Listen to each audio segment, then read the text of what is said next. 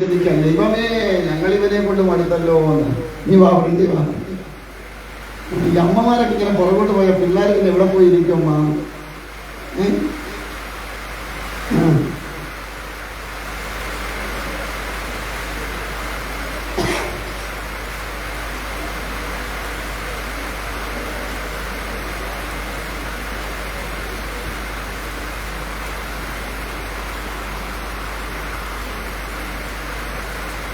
ഭഗവാന് മൃഗവും മനുഷ്യനുമല്ലാത്ത രൂപത്തില് നരഹരി രൂപേണ അവതാരം ചെയ്തു എന്ന് പറയുകയാണ്. ഈ കഥ പറയണത് രാജസൂയ യാഗം കഴിയുമ്പോൾ, അല്ലെങ്കിൽ രാജസൂയ യാഗത്തിൽ വെച്ച് അഗ്നിപൂജയ്ക്കായിട്ടും ഭഗവാനെ നിശ്ചയിച്ചു. അഗ്നിപൂജയ്ക്ക് ഭഗവാനെ ക്ഷണിക്കുമ്പോൾ അവിടെ ഉണ്ടായിരുന്ന ശിശുപാലൻ, ഈ ശിശുപാലൻ ഭഗവാനെ വല്ലാതെ ഭർഷിക്കും. ഈ ഭർസനമൊക്കെ കേട്ട് അർജുനൻ ചാടി എഴുന്നേൽക്കും. ഭഗവാൻ പറയും, അവിടെ ഇരുന്നാട്ട് അർജുന, നീ ഒന്നും ചെയ്യണ്ട, കാരണം നിന്നെ കൊണ്ടൊന്നും ചെയ്യാൻ പറ്റണതല്ല, അതുകൊണ്ട് അവിടെ ഇരുന്നോളാൻ പറയും. അങ്ങനെ അർജുനൻ അവിടെ ഇരുന്ന് കഴിയുമ്പോ അവസാനം ഭഗവാൻ തന്റെ സുദർശനം കൊണ്ട് ഈ ശിശുപാലനെ നിഗ്രഹിക്കുമ്പോ ശിശുപാല തേജസ് ഭഗവാനിലേക്ക് വന്ന് ലയിക്കും. അപ്പൊ അവിടെ ഉണ്ടായിരുന്ന ധർമ്മപുത്രര് നാരദമുനിയോട് ചോദിക്കുകയാണ്, എന്താണ് ഈ ശിശുപാല, ഭഗവാനെ ഇത്രമാത്രം ഭർഷിച്ച ഈ ശിശുപാല തേജസ് ഭഗവാനിലേക്ക് ലയിക്കാനുണ്ടായ കാരണം എന്താണ് എന്ന് ചോദിക്കുന്നത്. അങ്ങനെ ചോദിക്കുമ്പോഴാണ് ഈ ഹിരണ്യകശിപുവിന്റെ കഥ പറയുക. നൃസിംഹ അവതാരം ആ സമയത്ത് കടന്നു വരുന്നത്. അന്നേരം അവരുടെ പൂർവ്വജന്മം പറയുകയാണ്. അവര് പൂർവ്വജന്മത്തില് വൈകുണ്ഠത്തിലെ 7ാമത്തെ വാതിലിലെ കാവൽക്കാരായ ജയനും വിജയനുമായിരുന്നു. ഭഗവത് ദർശനത്തിനായിട്ട് വന്ന സനകാദി മഹർഷിമാരെ ഭഗവത് ദർശനത്തിൽ നിന്നും ഇവർ തടയുമ്പോ അവര് ശപിക്കുന്നതാണ്, ഭൂമിയിൽ പോയി 3 ജന്മം ഭൂമിയിൽ പോയി പിറക്കാൻ, ഈ നീച്ചയോനിയിൽ പിറക്കാൻ ഇടവരട്ടെ എന്നൊരു ശാപം കൊടുക്കും. ആ ശാപത്തെ ഗ്രസിച്ച് വന്നതാണ് ഭൂമിയിൽ. അതിന് ആദ്യത്തെ ജന്മമാണ് ഹിരണ്യാക്ഷനും ഹിരണ്യകശിപുവും. 2ാമത്തേതാണ് രാവണനും കുംഭകർണനും. 3ാമത്തേതാണ് ശിശുപാലനും ദന്തവക്ത്രനും. ഇങ്ങനെ 3 ജന്മം. ആ ഭഗവാന്റെ കാവൽക്കാരായിരുന്നത് കൊണ്ട് തന്നെ ശാപഗ്രസ്തരായി കഴിഞ്ഞപ്പോ ഭഗവാൻ അവരെ അനുഗ്രഹിച്ചിരുന്നു. ഞാൻ തന്നെ ഈ 3 ജന്മത്തിലും വന്ന് നിങ്ങളെ നിഗ്രഹിച്ച് ഇവിടെ കൊണ്ടുവന്നോളാം. അങ്ങനെയുള്ള ആ ഒരു അനുഗ്രഹത്തിന്റെ ഫലം കൊണ്ടാണ് ശിശുപാല തേജസ് ഭഗവാനിലേക്ക് വന്ന് ലയിക്കാൻ എന്ന് പറയുക. അന്നേരമാണ് ഈ ഹിരണ്യാക്ഷനെ കുറിച്ച് അവരെ സൂചിപ്പിക്കുന്നത്. ഹിരണ്യാക്ഷൻ ബ്രഹ്മാവിനെ തപം ചെയ്തു. ബ്രഹ്മാവിനെ തപം ചെയ്ത് വളരെ കാലത്തോളം തപം ചെയ്തിട്ടും ബ്രഹ്മദേവൻ പ്രത്യക്ഷപ്പെട്ടില്ല എന്നാണ്. പഞ്ചാഗ്നി മധ്യത്തിൽ തപം ചെയ്തു, എന്നിട്ടും ബ്രഹ്മദേവൻ പ്രത്യക്ഷപ്പെടുന്നില്ല. തന്റെ ശരീരത്തിലെ മാംസം മുഴുവൻ അറുത്ത് ഹോമിക്കാൻ തുടങ്ങി, എന്നിട്ടും വന്നില്ല. അവസാനം തന്റെ തല തന്നെ അറുക്കാൻ തയ്യാറായി ഹിരണ്യകശിപു. ഈ അസുരന്മാരങ്ങനെയാണ്. അവരുടെ കാര്യസാധ്യത്തിന് വേണ്ടി അവരെന്ത് കഠിനമായ പ്രവൃത്തി വേണമെങ്കിലും ചെയ്യും. അവരിറങ്ങി തിരിച്ചാൽ അത് നേടിയെടുത്ത് തിരിച്ചു വരും. ഇതാണ് അവരുടെ ഒരു പോളിസി. നമുക്ക് അങ്ങനെയൊന്നും ഇല്ല. കിട്ടിയാൽ കിട്ടി, ഇല്ലെങ്കിൽ ആ പോട്ടെ, സാരമില്ലാന്ന് വെക്കും നമ്മൾ. പക്ഷെ അസുരന്മാരങ്ങനല്ല. അവർ ലക്ഷ്യത്തിന് ഇറങ്ങിയാൽ ലക്ഷ്യം പൂർത്തീകരിച്ച് അവർ വരും. പറയുന്നത് കേൾക്കാമോ? കേൾക്കാം. അപ്പോ അങ്ങനെയുള്ള ഹിരണ്യകശിപു തൻ്റെ തല തന്നെ അറുത്ത് ഹോമിക്കാൻ തുടങ്ങിയപ്പോൾ ബ്രഹ്മദേവൻ കയറി കൈക്ക് വിളിച്ചു. എന്നിട്ട് പറഞ്ഞു, ഹേ ഹിരണ്യകശിപു, തലയറുത്ത് കഴിഞ്ഞാൽ പിന്നെ കാണാനൊന്നിനും കൊള്ളൂല, ഉപ്പുമാങ്ങ ഭരണി പോലെ ഇരിക്കും ഇല്ലേ, തല അടപ്പില്ലാതെ പോയാൽ. അതുകൊണ്ട് തലയൊന്നും അറുത്തിട്ട് ഒരു പ്രയോജനവുമില്ല, നിനക്ക് എന്ത് വരമാണ് വേണ്ടതെന്ന് ചോദിക്കും. അപ്പോ ഹിരണ്യകശിപു ആവശ്യപ്പെടുന്ന ഒറ്റ വരമേ ഉള്ളൂ, തനിക്ക് മരണമുണ്ടാവാൻ പാടില്ല. അസുരന്മാരുടെ എല്ലാം ചോദ്യം ഇതാണ്, തനിക്ക് മരണമുണ്ടാവരുത്. കാരണം അസുരന്മാരൊന്നും മരിക്കാൻ ആഗ്രഹിക്കുന്നവരല്ല. മധ്യാഹ്നത്തിൽ നമ്മൾ പറഞ്ഞു, നമ്മളും ഇങ്ങനെ വരം ചോദിക്കാറുണ്ട് അല്ലേ, ഭഗവതിയോട് ഭഗവാനോട് പ്രാർത്ഥിക്കാറുണ്ട് ഇല്ലേ, പറഞ്ഞില്ലേ? നമ്മളെങ്ങനെ പ്രാർത്ഥിക്കാം? എൻ്റെ ഭഗവതി ആയുസ്സും ആരോഗ്യവും തരണേ ഇല്ലേ, നമ്മളങ്ങനെയാണ് പ്രാർത്ഥിക്കുക. അപ്പോ അതിൻ്റെ അർത്ഥവും മരണമുണ്ടാവരുന്നത് തന്നെയാണ്. ആയുസ്സുണ്ട്, ആരോഗ്യമുണ്ടെങ്കിൽ പിന്നെ മരണം ഉണ്ടാവില്ല. അത് അസുരന്മാരുടെ ചോദ്യം. ബ്രഹ്മദേവൻ പറഞ്ഞു, ഹിരണ്യകശിപു, അത് സാധ്യമല്ല. എന്താ കാരണം? ജനിച്ചിട്ടുണ്ടെങ്കിൽ മരണം ഉറപ്പാണ്, ഇന്നല്ലെങ്കിൽ നാളെ മരിച്ചേ പറ്റൂ. അതുകൊണ്ട് മരണമില്ലാത്ത ഒരവസ്ഥ എന്ന് പറയുന്നത് സാധ്യമാവില്ല. അതുകൊണ്ട് മറ്റെന്തെങ്കിലും വരം ചോദിക്കുന്നതായി. ഹിരണ്യകശിപുവിന് ഒറ്റ ലക്ഷ്യമേ ഉള്ളൂ, തനിക്ക് മരണം ഉണ്ടാവരുത്. അതുകൊണ്ട് ഹിരണ്യകശിപു മരണം വരാൻ സാധ്യതയുള്ള എല്ലാ പഴുതുകളും അടച്ചുകൊണ്ടൊരു വരമാ ചോദിച്ചത്. എന്താണ്? എന്നെ പകല് കൊല്ലരുത്, രാത്രിയിൽ കൊല്ലരുത്, ഭൂമിയിൽ വെച്ച് കൊല്ലരുത്, ആകാശത്ത് വെച്ച് കൊല്ലരുത്, യാതൊരു വിധമായ ആയുധങ്ങളാലും വധിക്കപ്പെടാൻ പാടില്ല. പിന്നെയോ, ഒരു യോനിയിലും പിറന്നതാവരുത്, ദേവനാവരുത്, മനുഷ്യനാവരുത്, യക്ഷനാവരുത്, കിന്നരനാവരുത്, ആരാലും വധിക്കപ്പെടാൻ പാടില്ല.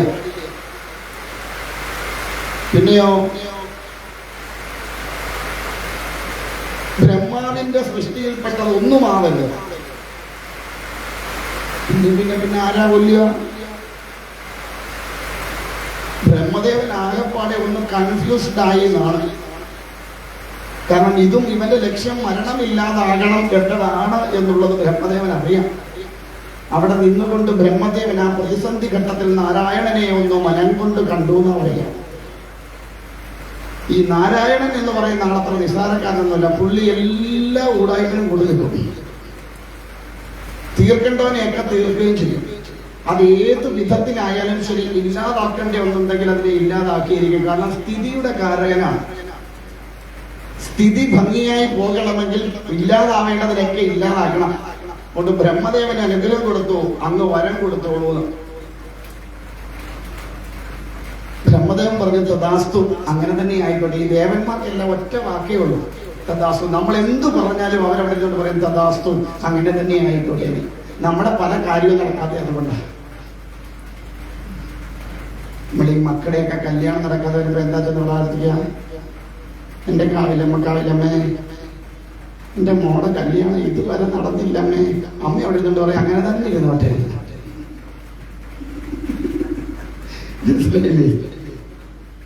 അപ്പൊ പിന്നെ അത് വല്ലതും നടക്കുവോ?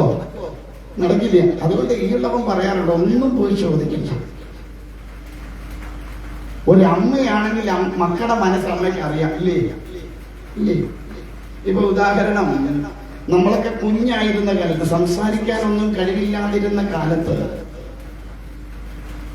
ഒരു കുഞ്ഞിന്റെ കരച്ചില് കേൾക്കുമ്പോൾ അമ്മയ്ക്കറിയാം എന്തിനാ കുഞ്ഞ് കരയണത്, ഇല്ലേ? അന്നത്തെ കാലത്ത് മറ്റേ പാടൊന്നും ഇല്ലായിരുന്നല്ലോ പൊതിഞ്ഞു കെട്ടി വെക്കാൻ, ഇല്ലേ? ഇന്നത്തെ കാലത്ത് കോട്ടൺ തുണിയൊക്കെയാണ്. അതൊക്കെ പൊതിഞ്ഞു വെക്കുമ്പോൾ കുഞ്ഞ് മൂത്രം ഒഴിച്ചിട്ടാണോ, അപ്പിയിട്ടിട്ടാണോ, അല്ലെ എന്തെങ്കിലും കടിച്ചിട്ടാണോ, എന്തിനാ വിശന്നിട്ടാണോ, എന്തിനാ കരയണത് എന്നുള്ള ഒരമ്മയ്ക്ക് കൃത്യമായിട്ട് ആ കരച്ചില് കേൾക്കുമ്പോ അറിയാം. അറിയില്ലേ? ഇപ്പോഴത്തെ അമ്മമാർക്ക് എത്ര പേർക്ക് അറിയാൻ പറ്റുമെന്ന് എനിക്ക് അറിഞ്ഞുകൂടാ. കാരണം ഇപ്പോഴത്തെ അമ്മമാർ കൊച്ചെന്തോയിന് കരഞ്ഞാൽ ഒരെണ്ണം കൊണ്ട് വായിക്കാത്ത കുത്തി ഒറ്റ വെപ്പാണ്, പിന്നെ കൊച്ചു മിണ്ടില്ല.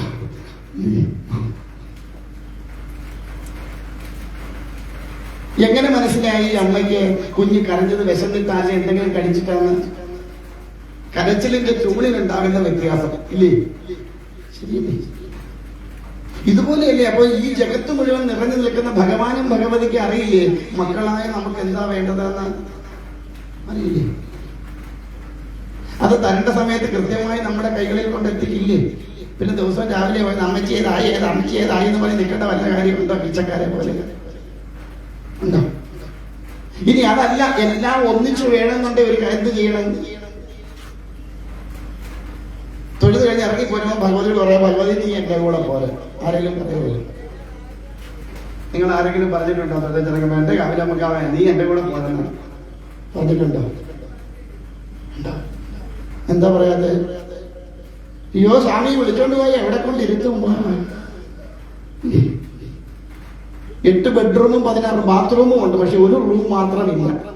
ഏത് റൂമാണ്? പൂജാ റൂം. പിന്നെ അകപ്പാടെ ചില സ്ഥലമുള്ള സ്റ്റെയർകേസിന്റെ കീഴാ, അവിടെ വേസ്റ്റുവാ. തന്നെയല്ല എന്തോ കൊണ്ട് കൊടുക്കും. ഇവിടുത്തെ പോലെ ദിവസവും പാൽപ്പായസം ഒക്കെ കൊടുക്കാൻ പറ്റുമോ? അല്ലെ കട്ടൻ പായസം ഒക്കെ കൊടുക്കാൻ പറ്റുമോ? എന്തോ കൊടുക്കുക സമയം ഇല്ലേ? നമുക്ക് ഭയങ്കര പേടിയാണ്. ഭഗവതിയൊക്കെ കൂടെ വിളിച്ചാൽ നീ നന്നായി എന്തോ ചെയ്യും. ഈ എന്നും ചെന്ന് ഓരോന്ന് ചോദിക്കുന്നതിനെ പറയില്ലേ?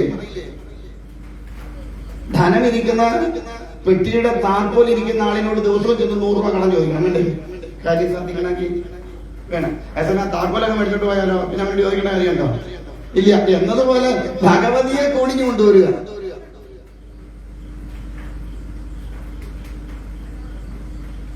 തൊഴുത ചെറുക്കം പറഞ്ഞ അമ്മേ നീ എന്റെ കൂടെ പോരേന്ന് പറയണം. എത്ര പേർക്ക് പറ്റും പറയാൻ?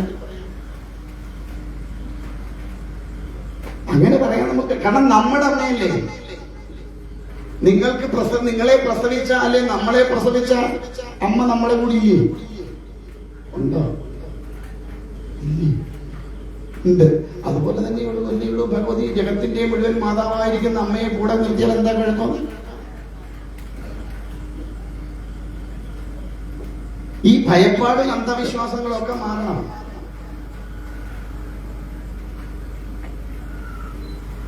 നമ്മളിതൊക്കെ ഇങ്ങനെ വെച്ച് പുറപ്പിച്ചു പോയിരിക്കുക. അങ്ങോട്ട് തിരിഞ്ഞാൽ കുറ്റം, ഇങ്ങോട്ട് തിരിഞ്ഞാൽ കുറ്റം, അവിടെ തൊട്ടാൽ കുറ്റം, ഇവിടെ തൊട്ടാൽ കുറ്റം, അങ്ങനെ വിളിച്ചാൽ കുറ്റം, ഇങ്ങനെ വിളിച്ചാൽ കുറ്റം. മക്കൾ എങ്ങനെ വിളിച്ചാലും അമ്മ വിളിക്കും. കേൾക്കോ ഇല്ലയോ? പിന്നെ എങ്ങനെ വിളിച്ചാൽ എന്താ കഴിയുമ്പോ? വിളിക്കുമ്പോ നല്ല രീതിയിൽ വിളിക്കണം എന്നുള്ളതേ ഉള്ളൂ. ഇപ്പോഴത്തെ മക്കളെ വിളിക്കുന്ന പോലെ വിളിക്കരുതെന്ന് മാത്രം. ആത്മാർത്ഥമായിട്ടാണ് അമ്മയെ വിളിക്കണമെങ്കിൽ അല്ലെ ഭഗവാനെ വിളിക്കണമെങ്കിൽ കൂടെ വരും. യാതൊരു സംശയം വേണ്ട. എവിടെങ്കിലും ഇറങ്ങിപ്പോകുന്നവന് ഭഗവതി ഞാൻ ഇന്ന വഴിക്ക് പോവാണ്, നീ എന്റെ കൂടെ കൂട്ടായിട്ട് ഉണ്ടാവണേന്ന് പറഞ്ഞാൽ കൂടെ വന്ന് എവിടാണോ പോകേണ്ടത് അവിടെ കൊണ്ട് എത്തിച്ച് തിരിച്ചു കൊണ്ടുവന്ന് വീട്ടിൽ വിടും. അനുഭവം കൊണ്ട് പറയണത്.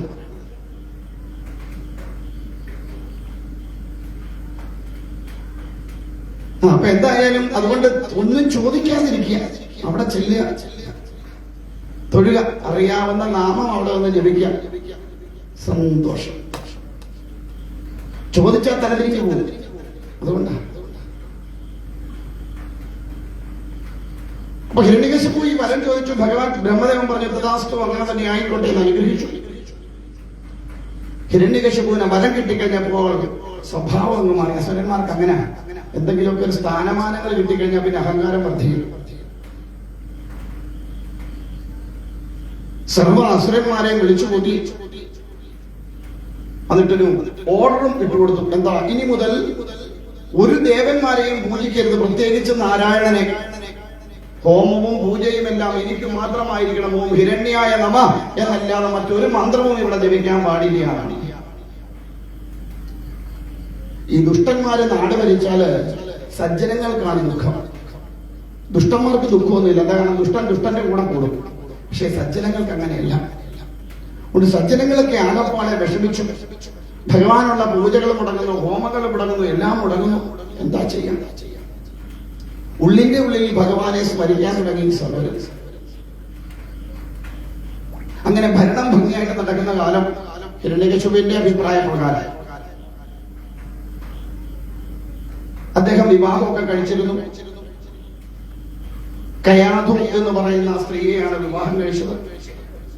4 മക്കളുണ്ടായിരുന്നു. ഭ്ലാതൻ, പ്രഹ്ലാദൻ, സഹ്ലാദൻ, ആഹ്ലാദൻ, അങ്ങനെ 4 മക്കൾ. അതിൽ പ്രഹ്ലാദൻ മാത്രം പിഴച്ചുപോയി എന്നാണ് അസുരന്മാരുടെ വെയ്പ്പ്. കാരണം എന്താന്ന് വെച്ചാൽ നാരായണ നാമം ജപിക്കുന്നുണ്ട്. ആര്? ഈ പ്രഹ്ലാദൻ. അങ്ങനെയാണല്ലോ നാമം ജപിച്ച് നടക്കുന്നവന് വട്ടാന്നല്ല നമ്മളൊക്കെ പറയാ, ഇല്ലേ? അല്ലേ? അങ്ങനല്ലേ? ശരിയല്ലേ? 10 ദിവസം അടുപ്പിച്ച് അമ്പലത്തിൽ പോയാൽ നമ്മളെന്താ പറയും? ഏതാണ്ട് കൊള്ളാക്കോളി ഒപ്പിക്കാൻ പോകുക, ഇല്ലേ? നമ്മൾ പറയട്ടെ, നമ്മളെങ്ങനെ? കാരണം ഒരുത്തനും നന്നാവുന്നത് നമുക്ക് അത്രയ്ക്ക് അങ്ങോട്ട് സൂക്ഷിക്കില്ല.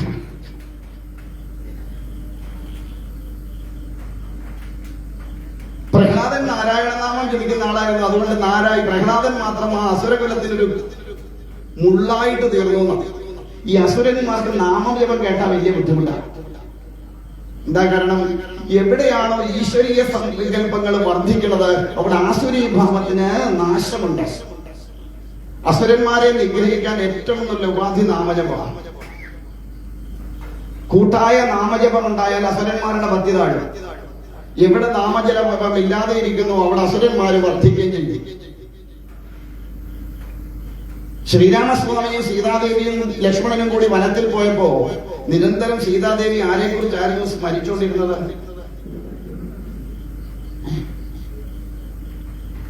അതിന് സീതയോടെ എന്ത് ഞങ്ങളുടെ ഒരു വല്ല കാര്യമുണ്ട്. ആരെക്കുറിച്ചായിരിക്കും സ്മരിച്ചത് മുഴുവൻ? രാമനെ കുറിച്ച്. പക്ഷെ ഒരു സാധനത്തിനെ കണ്ടപ്പോ സീത ആരെ മറന്നു? രാമനെ മറന്നു. എന്തിനെ കണ്ടപ്പോഴാ? മാനിനെ കണ്ടപ്പോ. ആ വർണ്ണ നിറങ്ങളിലും പല പല നിറങ്ങളുള്ള ആ സ്വർണ്ണ മാനിനെ കണ്ടപ്പോ സീതാദേവി രാമനെ മറന്നു. മാനിന്റെ പുറകെ മനസ്സ് പോയപ്പോൾ ആര് കൊണ്ടുപോയി സീതാദേവിയെ? രാവണൻ കൊണ്ടുപോയി. അപ്പൊ രാമനെ നനച്ചപ്പോ ഒരപകടവും ഇല്ലാതിരുന്ന സീതാദേവിക്ക് രാമനെ മറന്നിട്ടല്ലെങ്കിൽ പോലും മാൻ എന്നൊരു ചിന്ത വന്നപ്പോ രാവണൻ കൊണ്ടുപോയി. അപ്പൊ നമ്മളെയൊക്കെ കൊണ്ടുപോയിരിക്കുന്നത് ഇപ്പൊ ആരാ? രാവണനാ. എന്താ കാരണം? നമുക്ക് രാമനെ കുറിച്ച് ഒരു ചിന്തയില്ല. ആരുടെ രാമൻ എന്നൊക്കെയാ ചോദിക്കുന്നത് ഇപ്പൊ? രാമൻ എന്ന് പറഞ്ഞാൽ ആരാ? രമിച്ചിരിക്കുന്നവൻ രാമൻ. ഏതില്? ആനന്ദത്തിൽ. നമ്മുടെ ഉള്ള ആനന്ദത്തിൽ ലയിച്ചിരിക്കുകയാണെങ്കിൽ നമ്മളെ രാമനാണ്. മനസ്സ് പൂർണ്ണമായിട്ടും ഈശ്വരങ്കിലേക്ക് ലയിച്ചിട്ടുണ്ടെങ്കിൽ നമ്മൾ രാമനാണ്. അതുകൊണ്ടാണ് രാമൻ ധർമ്മവാനാണെന്ന് പറയാൻ കാരണം ആനന്ദത്തിൽ മുഴുകുന്നവൻ അല്ലെങ്കിൽ ഈശ്വരനെ അറിഞ്ഞവൻ ഒരിക്കലും അധർമ്മം ചെയ്യില്ല. അവൻ അധർമ്മം ചെയ്യാൻ പറ്റില്ല. അതുകൊണ്ട് ഏത് പ്രവൃത്തിയും ധർമ്മത്തിന് അധിഷ്ഠിതമായിട്ടായിരിക്കും. പിന്നെ രാമനെ കുറിച്ച് പറയുന്ന 2-3 കാര്യങ്ങള്. ഒന്ന്, ബാലിയെ ഒളിയം പെയ്യുന്ന ധർമ്മമാണെന്ന. അത് ധർമ്മമാണ്. എന്താ കാര്യം? ചില കാര്യങ്ങൾ ധർമ്മത്തിന് വേണ്ടി ചെയ്യണത് അധർമ്മമാണെന്ന് മറ്റുള്ളവർക്ക് തോന്നാം. കാരണം ബാലിയെ നേരിട്ട് യുദ്ധം ചെയ്ത് തോൽപ്പിക്കാൻ പറ്റില്ല. രാമനാണെങ്കിൽ പോലും വിട്ടുപോകും. അധാർമികമായ പ്രവൃത്തി ചെയ്തുകൊണ്ട് അവൻ ഭൂമിയിൽ ജീവിക്കാൻ പാടില്ല. അതുകൊണ്ട് അവനെ നിഗ്രഹിച്ചു. ഗർഭിണിയായ സീതയെ കൊണ്ട് കാട്ടിൽ ഉപേക്ഷിച്ചു. ധർമ്മമാണോ? അഗ്നി സാക്ഷിയായി വിവാഹം കഴിച്ചുകൊണ്ടുവന്ന സീതാദേവിയെ ഗർഭിണിയായിരിക്കെ കാട്ടിൽ കൊണ്ട് ഉപേക്ഷിക്കുന്ന രാമൻ ഇവിടെ ധർമ്മവാനാവുന്നതാണ്. അതും ധർമ്മമാണ്. എന്താ കാരണം? ഒരു ഭരണാധികാരി എന്ന് പറയുമ്പോ അവനെ സംബന്ധിച്ച് അവന്റെ കുടുംബത്തിനേക്കാൾ വലുതായിരിക്കണം രാജ്യവും രാജ്യത്തിലെ പ്രജകളും. പ്രജാസംരക്ഷകനായിരിക്കുന്ന, പ്രജാപരിപാലകനായിരിക്കുന്ന, പ്രജകളുടെ സുഖത്തെ ചിന്തിക്കുന്ന ഒരു ഭരണാധികാരിക്ക് തന്റെ പ്രജകളിൽ ഒരാൾക്കെങ്കിലും തന്നോടോ തന്റെ കുടുംബത്തോടോ അതിർത്തി തോന്നിയാൽ പിന്നെ അവൻ ആ സ്ഥാനത്തിരിക്കാൻ യോഗ്യനല്ല. അതുകൊണ്ട് പ്രജകളുടെ ഹിതം എന്താണോ ആ ഹിതത്തിനനുസരിച്ച് പ്രവർത്തിക്കുക എന്നതാണ് ഒരു ഭരണാധികാരിയുടെ ധർമ്മം. അവിടെ തന്റെ പ്രജകളിൽ ഒരാൾക്കെങ്കിലും തന്റെ ഭാര്യയെ കുറിച്ച് ഒരു സംശയം തോന്നിയിട്ടുണ്ടെങ്കിൽ തന്റെ കുടുംബത്തെക്കാൾ വലുത് തന്റെ പ്രജകളും തന്റെ രാജ്യവുമായതുകൊണ്ട് അതിനെ ഉപേക്ഷിക്കേണ്ടി വന്നാൽ ഉപേക്ഷിക്കണം. അതാണ് ഒരു ഭരണാധികാരിയുടെ ധർമ്മം. അതുകൊണ്ടാണ് സീതാദേവിയെ ഉപേക്ഷിച്ചത്. അല്ലാതെ അധാർമികമായ പ്രവൃത്തിയൊന്നുമല്ല. പക്ഷെ നമ്മളൊക്കെ രാമനെ ഏതെല്ലാം തരത്തിലാണ് ദ്രോഹിക്കണത്? ചിന്തിച്ചു. അപ്പൊ എന്തായാലും ഇവിടെ നാരായണനാമം ജപിക്കുന്നത് കൊണ്ട് പ്രഹ്ലാദനും ഒരു കുഴപ്പക്കാരനാണ് എന്ന് അസുരകുലം പറയാൻ തുടങ്ങിയതാണ്. എന്തായാലും പ്രഹ്ലാദനെ പഠിക്കാനൊക്കെ വിട്ടു. അന്നത്തെ പഠനം ഗുരുകുലത്തിലാണ്, ഇന്നത്തെ പോലൊന്നുമല്ല. അന്ന് ഗുരുവിന്റെ അരികിൽ ചെന്ന് നിന്ന് ഗുരുവിനെ ശുശ്രൂഷിച്ച് ആശ്രമത്തിന് വേണ്ടതായ കാര്യങ്ങളൊക്കെ ചെയ്തു കൊടുത്ത് ആ ഗുരുവിന്റെ ആജ്ഞപ്രകാരം അവിടുന്ന് കിട്ടുന്ന ഭക്ഷണവും കഴിച്ച് ജീവിക്കണം. അങ്ങനെ പഠനമെല്ലാം കഴിഞ്ഞു കഴിയുമ്പോൾ ഗുരുവിന് ദക്ഷിണ കൊടുത്തു പോരണം. ഈ ദക്ഷിണ എന്ന് പറയുന്നത് നമ്മൾ തെറ്റിദ്ധരിക്കപ്പെട്ടിട്ടുണ്ട്. എല്ലാരും പറയുന്നത് 1 രൂപ വെച്ച് കൊടുത്താലും അത് ദക്ഷിണയാണെന്ന്. ശരിയാ, അത് അന്ധകാലത്ത്. അന്ന് 1 രൂപ ഉണ്ടെങ്കിൽ ഒരാഴ്ച കഴിയാവുന്ന ഒരു കാലം ഉണ്ടായിരുന്നു. അന്ന് 1 രൂപ മതിയായിരുന്നു. അന്ന് വെച്ചതായി 1 രൂപ. ഇന്ന് 1000 രൂപന്റെ ഒരു ദിവസം കഴിഞ്ഞ് പോകും ഒരു കുടുംബം. ഇല്ല. അപ്പോ ദക്ഷിണ എന്ന് പറഞ്ഞാൽ എന്താ പറയാറുണ്ട്, കൊടുത്തവന് കൊടുത്തത് പോരാ എന്നും വാങ്ങുന്നവന് ഇത് അധികമായി എന്നും തോന്നുന്നതാണ് ദക്ഷിണ.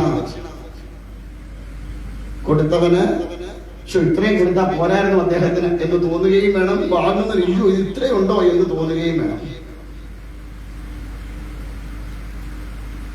അങ്ങനെ ഈ 24 കൊല്ലത്തിനോടകം 2 അടത്തുനിന്ന് ഞാൻ ദക്ഷിണ മേടിച്ചിട്ടുണ്ട്. ഹാർട്ട് ഇല്ലാത്തതുകൊണ്ട് അറ്റാക്ക് പറഞ്ഞാൽ ദക്ഷിണ കണ്ടപ്പോ ഇല്ല തട്ടിപ്പോയി. അപ്പൊ പിന്നെ എഗ്രിമെന്റ് ഒക്കെയാണ് നമ്മൾ സപ്ലാഹം തുകയൊക്കെ പറഞ്ഞു. കാലം അങ്ങനെ ആയി പോയപ്പോ അങ്ങനെ പറയാതെ ഇരിക്കാൻ നിവർത്തി ഇല്ലാത്തതുകൊണ്ട് പറഞ്ഞു പോവാ. അപ്പോ ഗുരു എന്താണോ ചോദിക്കുന്നത് അതാണ് ദക്ഷിണ. ഗുരു ശിഷ്യന്റെ അവസ്ഥ അറിഞ്ഞുകൊണ്ടേ ദക്ഷിണ ചോദിക്കും. നല്ല ഗുരുക്കന്മാർ അങ്ങനെ എന്തെങ്കിലും ദക്ഷിണ ചോദിക്കുകയല്ല, ശിഷ്യന്റെ അവസ്ഥ അറിഞ്ഞാണ് ദക്ഷിണ ചോദിക്കുക. അപ്പൊ അങ്ങനെ ദക്ഷിണ കൊടുത്ത് പഠനം കഴിഞ്ഞ് പോരണം. ഇതാണ് അന്നത്തെ കാലം. അന്ന് ഡൊണേഷനും ഫീസും ഒന്നും ഇല്ല വേറെ. ഈ അവസാനമുള്ള ദക്ഷിണ മാത്രമേ ഉള്ളൂ. അപ്പൊ അങ്ങനെ ശുക്രാചാര്യരുടെ ആശ്രമത്തിലാണ് പഠനം. അസുര ഗുരുവായിരിക്കുന്ന ശുക്രാചാര്യരാണ് ആശ്രമത്തിന്റെ പ്രിൻസിപ്പല്. ഈ പ്രഹ്ലാദം പഠിക്കാൻ ചെല്ലുന്ന കാലത്ത് ശുക്രാചാര്യർ അവിടെ ഇല്ലായിരുന്നു എന്നാണ് പറഞ്ഞത്. പ്രഹ്ലാദനെ പഠിപ്പിച്ചത് പേരൊക്കെ വേണേ കുറിച്ചെടുക്കണം, മക്കൾക്കും കൊച്ചുമക്കൾക്കും ഒക്കെ ഇടാം. ശണ്ഡനും അമർക്കനും, ഇതാണ് ശുക്രാചാര്യരുടെ മക്കളുടെ പേര്. പിള്ളേരെ വിളിക്കാനും എളുപ്പമുണ്ട് അല്ലേ? മോനെ ശണ്ട. ഇപ്പൊ അങ്ങനെയൊക്കെയാണല്ലോ പേരൊക്കെ. നമ്മള് ഈ കുട്ടികൾക്കൊക്കെ ഇപ്പൊ ഒരു പുതിയ ഫാഷൻ കഴിഞ്ഞ ഇടവരെ ഒരു പുതിയ ഫാഷൻ ഉണ്ടായിരുന്നു. അമ്മയുടെയും അച്ഛന്റെയും പേരിന്റെ ആദ്യത്തെ അക്ഷരം എടുത്ത് മക്കൾക്ക് പേരിടുവായിരുന്നു അല്ലേ? അച്ഛൻ കൃഷ്ണനും അമ്മ മിനിയാണെ കൊച്ച്.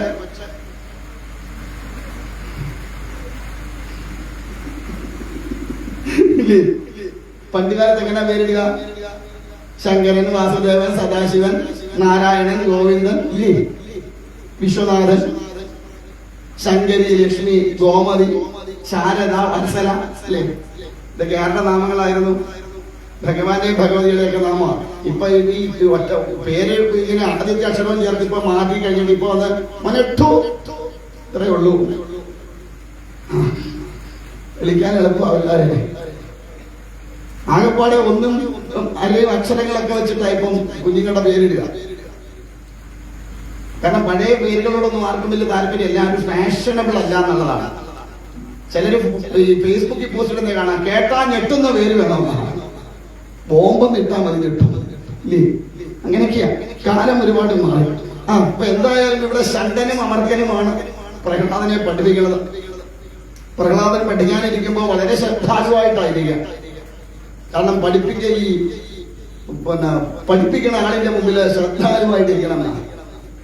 അതുകൊണ്ടാണ് ഞാൻ ഇടയ്ക്കിടെ പറഞ്ഞത്, നിങ്ങൾ ശ്രദ്ധിക്കണേ എന്ന് പറയുന്നത്. നിങ്ങൾ 2 കണ്ണും തള്ളി എന്റെ അടുത്ത് ഇരിപ്പുണ്ട്, പക്ഷെ പറയുന്നതെല്ലാം ഉള്ളിലോട്ട് പോകണ്ടോ എന്ന് അറിയില്ല. എന്നാലും 2 കണ്ണും ഉന്തിങ്ങനെ ഇരിക്കും ഇല്ലേ? അതുകൊണ്ട് കാര്യമായില്ല. അപ്പൊ ശ്രദ്ധാലുവായിട്ടിരിക്കുകയാണല്ലോ. ആ ശ്രദ്ധാലുവായിട്ടിരുന്നെങ്കിൽ മാത്രമേ പറയണത് എന്താണെന്ന് ഉള്ളിലേക്ക് കയറും. അല്ലെങ്കിൽ എന്ത് പറ്റും? പകുതി ഇടയ്ക്ക് വെച്ച് വിട്ടും. ഈ ചിലരുടെ സപ്താഹവേദി ചിലർ പറയണേ, എന്താ എങ്ങനെയെങ്കിലും സ്വാമി വീട്ടിൽ ഇരുന്നാൽ ഭംഗിയായിട്ട് കേൾക്കാൻ സ്വാമി. ഞങ്ങളൊരു കഥ പറയാറുണ്ട്. പണ്ടൊരു അപ്പച്ചനുണ്ട്. അപ്പൊ ഇദ്ദേഹം വീട്ടിൽ ഇരുന്ന് കേൾക്കാൻ പോവാ. അപ്പൊ ഈ അപ്പച്ചനെ ഉച്ചയ്ക്ക് ഊണ് കഴിഞ്ഞാൽ പണ്ട് റേഡിയോയിൽ ഈ രഞ്ജിനി എന്ന് പറഞ്ഞൊരു പരിപാടി ഉണ്ടായിരുന്നു. കേട്ടിട്ടുണ്ടോ അങ്ങനെ ഒരു പരിപാടി റേഡിയോയിൽ, ആകാശവാണിയിൽ ഉച്ചയ്ക്ക് ഒരു ചലച്ചിത്രമാണ്. അപ്പൊ ഇത് കേട്ടിട്ടാ പുള്ളി ഉറങ്ങും. ഇത് കേട്ടുകൊണ്ട് കിടന്നുറങ്ങും. അപ്പൊ ഒരു ദിവസം ഇത് ഓൺ ചെയ്തപ്പോ മക്കളെ എങ്ങനെ നല്ല മക്കളായിട്ട് വളർത്താം എന്നതിനെ കുറിച്ച് ഒരു ചർച്ച നടക്കുക. അപ്പൊ ഭാര്യയോട് പറഞ്ഞു, എടീ നമ്മുടെ പിള്ളേരൊക്കെ അങ്ങ് മുട്ടനായതാവുന്ന ഞാൻ ഓഫ് ചെയ്തേക്കാം. കുറച്ച് കഴിഞ്ഞിട്ട് പുള്ളിക്ക് അങ്ങോട്ട് ഉറക്കം കിട്ടില്ല. പറഞ്ഞിട്ട് നീ ഒന്നുകൂടെ വെച്ച് നോക്കിയെന്ന് പറഞ്ഞു. അപ്പൊ വെച്ചപ്പോ കേട്ടു നല്ല തീറ്റ കൊടുത്ത് കൂട്ടിലിട്ട് വളർത്താൻ ദിവസം ഓരോ മുട്ട കിട്ടുന്നു. എന്റെ അടി ഭാര്യയെ ഇത്രയും കാലം നമ്മുടെ മക്കൾ എവിടൊക്കെ കൊണ്ട് ആ മുട്ടയിട്ടിരുന്നതായി കണ്ടു. ഒരു നാളെ മുതൽ നീ പള്ളിക്കൂടത്ത് വിടേണ്ട എല്ലാത്തിനെയും വിളിച്ച് കൂട്ടിലിട്ട് നല്ല തീറ്റ കൊടുക്കണി, ഉള്ള മുട്ട വെറുതെ കളയണോ. എന്താ സംഭവം പറ്റിയതെന്നറിയാമോ? ഈ മക്കളെ വളർത്തുന്ന ചർച്ച കഴിഞ്ഞിട്ട് മുട്ടക്കോഴികളെ എങ്ങനെ വളർത്താമെന്ന് അടുത്തൊരു ചർച്ച ഉണ്ടായിരുന്നു. പിന്നെ മക്കളെ വളർത്തുന്നതിന്റെ ആദ്യവും മുട്ടക്കോഴിയെ വളർത്തുന്നതിന്റെ അവസാനം കൂടെ കേട്ടപ്പോ രണ്ടും കൂടെ ചേർത്ത് വെച്ചു. അപ്പൊ മക്കള് ദിവസം എന്തോ ഇടുന്നവരായി, മുട്ട ഇടുന്നവരായി. ഇതാ വീട്ടിൽ ഇരുന്ന് കേട്ട അവിടെ കുഴപ്പം. എന്നിട്ട് പറയുന്നു, അങ്ങേര് വന്നിട്ട് എന്തെല്ലാം തോന്നിയവാസം പറഞ്ഞേച്ചാ പോയത്, ഇവനെയൊക്കെയാണോ ആചാര്യനായിട്ട് വിളിച്ചോണ്ട് വരണ്ടേന്ന് ചോദിക്കുന്നു. നാം മുഴുവൻ കേൾക്കാനതിന്റെ കുഴപ്പമെന്നാ പറയുന്നില്ല. അങ്ങനെയാണ്. ഇവിടെ ഇരുന്നാൽ തന്നെ മുഴുവൻ കിട്ടുള്ളൂ. കിട്ടത്തില്ല. ആരെങ്കിലും നല്ലൊരു ഒഴിവ് ഇങ്ങനെ ഇരിക്കും. ചിലരതുമല്ല, ചിലർക്ക് നല്ല രസമാണ്. ഇങ്ങനെ ആരെങ്കിലും വരുന്നുണ്ടെ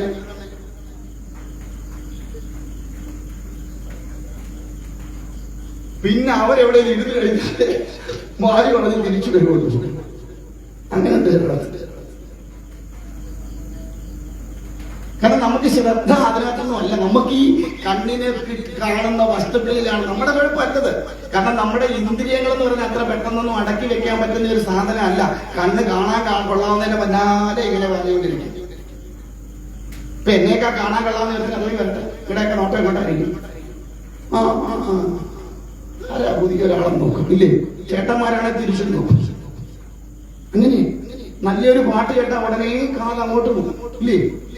അവിടെ ഒരു വറക്കുന്ന മണം കേട്ടിട്ടെ നിങ്ങളുടെ ശ്രദ്ധ എങ്ങോട്ടായിരിക്കും? ഇങ്ങനെ ഇരിക്കും. കാരണം ഇന്ദ്രിയങ്ങൾ അങ്ങനെയാണ്, എപ്പോഴും വിഷയങ്ങളുടെ പിന്നാലെ പറയാം. എന്നിട്ട് ചിലർ പറയാം എന്റെ ആഗ്രഹങ്ങളൊക്കെ അടങ്ങി സാധിക്കും. ഒരാഗ്രഹവും അടങ്ങില്ല. സാധാരണക്കാരനായ ഒരുവിനെ സംബന്ധിച്ച് അവൻ ആഗ്രഹങ്ങളെ അത്ര പെട്ടെന്നൊന്നും അടക്കി വെക്കാൻ പറ്റുന്നതല്ല. പിന്നെ എന്താ അടക്കി വെച്ചു എന്ന് തോന്നുന്നത്? സാഹചര്യം അനുകൂലമല്ലാത്തത് കൊണ്ട് ആഗ്രഹങ്ങളെ അടക്കി അങ്ങ് വെക്കുക. അതിന് അനുകൂലമായ ഒരു സാഹചര്യം വന്നാൽ ഈ അടക്കി വെച്ച ആഗ്രഹമൊക്കെ പുറത്തിയാകും. ഒരു സംശയമില്ല. അതുകൊണ്ട് ചില ആചാര്യന്മാർ പറയും ആഗ്രഹങ്ങളെ പൂർത്തീകരിച്ചിട്ട് വേണം ഇവിടുന്ന് പോകാൻ. ആഗ്രഹം ബാക്കി വെക്കരുത്. വെച്ചാൽ ആ ആഗ്രഹത്തെ പൂർത്തീകരിക്കാൻ അടുത്ത ജന്മം എടുക്കേണ്ടി വരും. അപ്പൊ എന്തായാലും പ്രഹ്ലാദൻ ഇവിടെ ശുക്രാചാര്യയുടെ ആശ്രമത്തിൽ ഈ ശണ്ടാമർക്കന്മാരെ പഠിപ്പിക്കുമ്പോ വളരെ ശ്രദ്ധാലുവായിട്ട് ഇങ്ങനെ ഇരുന്ന് കേൾക്കും. സാറുമാരങ്ങോട്ട് പോയി കഴിയുമ്പോ അങ്ങോട്ട് പറയുന്നത് എന്താ പണി? ഓം നമോ നാരായണായ. ഇതാണ് ജപം. അങ്ങനെ നിരന്തരമായ നാരായണ സ്മരണ കൊണ്ട് പ്രഹ്ലാദന്റെ ഉള്ളിൽ മുഴുവൻ നാരായണൻ അങ്ങനെ നിറഞ്ഞു നിൽക്കാൻ തുടങ്ങിയെന്നാണ്. ഫസ്റ്റ് ഇയർ വെക്കേഷനൊക്കെ ആയപ്പോ ഹിരണ്യകശിപു പുത്രനായ പ്രഹ്ലാദനെ വിളിച്ചു വരുത്തി തന്റെ മടിയിൽ പിടിച്ചിട്ട് നല്ലൊരു ഉമ്മയൊക്കെ കൊടുത്തിട്ട് ചോദിച്ചു, പുത്ര, ഇത്രയും കാലം പഠിച്ചതില്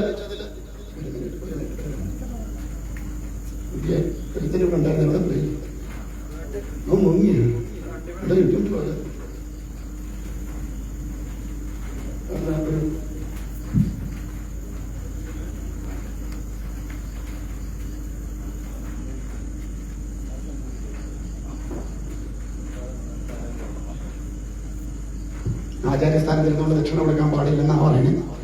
പക്ഷെ എന്നാലും ഒരു കർമ്മം ചെയ്യുമ്പോൾ ദക്ഷിണ കൊടുക്കാതിരിക്കാൻ പറ്റില്ലല്ലോ. അതുകൊണ്ട് കൊടുത്ത ഇവിടെ ഇരുന്ന് കഴിഞ്ഞാൽ പിന്നെ ഇങ്ങോട്ട് മേടിക്കാനേ വിധിയുള്ളൂ, വിധിയൊന്നുമില്ല. അപ്പൊ അത് കാരണം എല്ലാത്തിനും മുകളിലാണ് ആചാര്യസ്ഥാനം ഉണ്ടാവുക. ഭഗവാൻ കഴിഞ്ഞാൽ അടുത്ത പീഠം ആചാര്യനുള്ളതാണെന്നാ പറയുന്നത്. പോട്ടെ. അപ്പൊ എന്തായാലും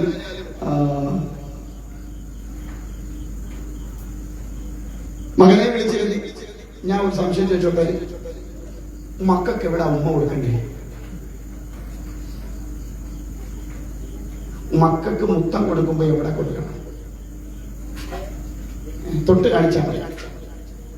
1 2 നീ എവിടേക്കുണ്ടോ? എന്നാ ഇവിടൊന്നും അല്ല. മക്കൾക്ക് ഉമ്മ കൊടുക്കുമ്പോൾ നെറുകയിൽ കൊടുക്കണം. അമ്മയ്ക്ക് മക്കൾ അത് കൊടുക്കാറില്ല, കിട്ടുമെന്ന് പ്രതീക്ഷിക്കുകയും വേണ്ട. അഥവാ കൊടുത്താൽ എവിടെ കൊടുക്കണം? കവളത്ത് കൊടുക്കണം. മക്കളെ കെട്ടിപ്പിടിച്ച് ഉമ്മ കൊടുക്കുമ്പോൾ ഒരിക്കലും കവളത്തുമ്മ കൊടുക്കാൻ പാടില്ല എന്നാ പറയാ. എന്താ കാരണം?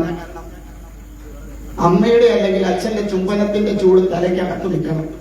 ആ തലയ്ക്കകത്ത് ചൂട് നിൽക്കുന്നവർ ഒരിക്കലും മാതാപിതാക്കന്മാരെ ഉപേക്ഷിക്കുകയില്ല, അവരെ ദ്രോഹിക്കുകയില്ല. ഇത് കൊടുക്കാത്ത കൊണ്ട് നേരെ ചൊവ്വ നിൽക്കാറാവുമ്പോ കാലുമടക്കി അടിക്കുന്നത്.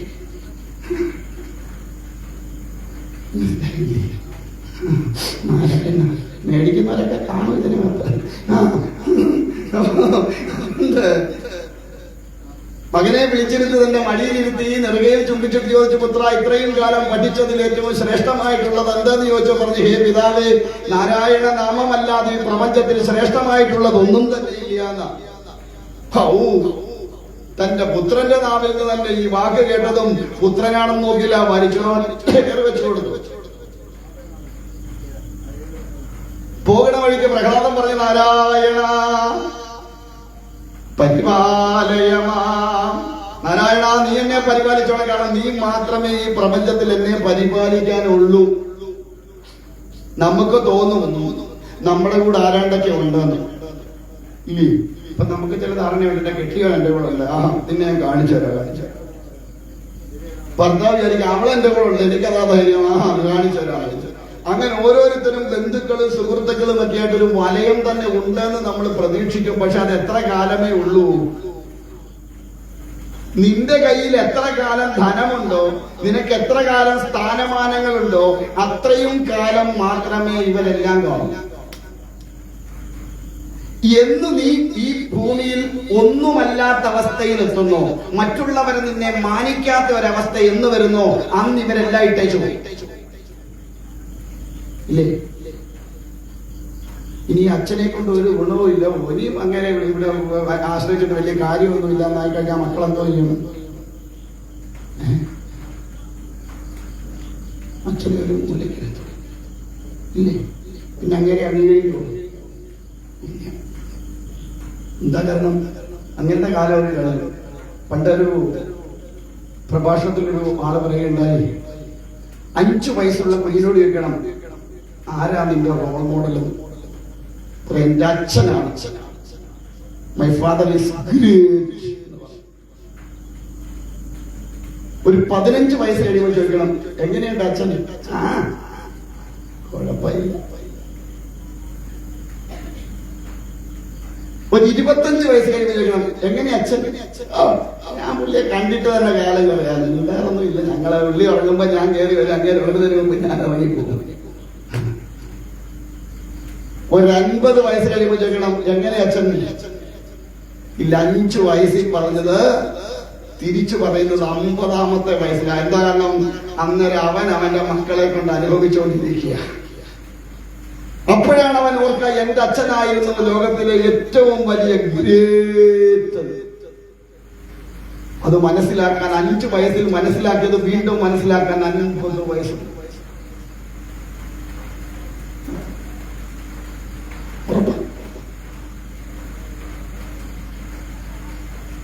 ഇവിടെ ഈ പ്രപഞ്ചത്തിൽ നമ്മെ രക്ഷിക്കാൻ നാരായണൻ മാത്രമേ ഉള്ളൂ എന്ന ബോധം ഉള്ളിൽ ഉറപ്പിച്ചിരുന്നു പ്രഹ്ലാദൻ. അതുകൊണ്ട് തന്നെ നാരായണൻ മാത്രമേ എന്നെ രക്ഷിക്കാനുള്ളൂ അറിയാവുന്നത് കൊണ്ട് നാരായണനോട് പറഞ്ഞു, നീ എന്നെ പരിപാലിച്ചു. വേറെ ആരെയെ ഏൽപ്പിക്കാൻ? ഞാനൊന്ന് ചോദിച്ചോട്ടെ, നിങ്ങൾക്കൊക്കെ ഇവിടുത്തെ ഭഗവതിയിൽ ഉറപ്പുണ്ടോ? ഉറപ്പുള്ളവർ നയിക്കുകയും ഭഗവതിയിൽ ഉറപ്പുള്ളവർ.